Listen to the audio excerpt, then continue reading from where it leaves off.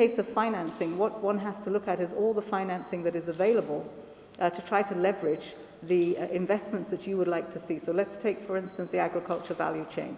There are many parts of that chain that need investments. It could be at the beginning where you're producing, or it could be the markets at the other end and the industries. It could be technology because you want climate-smart agriculture. If we can package those into pipelines of projects that can be funded, investors can come in, then that's when you'll begin to see that investment coming in.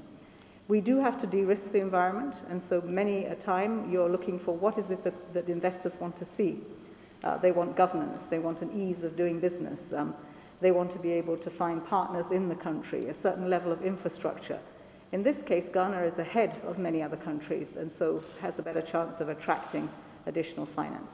That's not to say that public finance and ODA does not matter. You can use that to leverage, but that's not going to get you the development that the country requires. And so you need a broader mix of financing that comes in. And this is where we say integrated national financing frameworks are really important so that we understand what finance is available, what we need, and then we progress. We try to grow our economies more inclusively.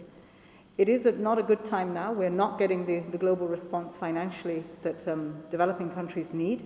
We're seeing trillions being spent in developed countries, but we're not seeing any of those flows here. And so we continue to take practical terms, what it means for Ghana not to have those resources, back into discussions like next week at the G20. And at the G20, the sorts of things that need to change in the financial architecture to allow those flows to come. Sounds like a lot of grammar, but that's the hard work that we have to do to get these things done. That's the world that we live in.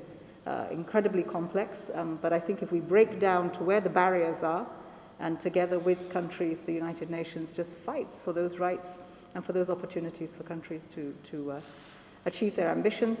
We can't afford not to. The demographics in this part of the world, young people are not waiting.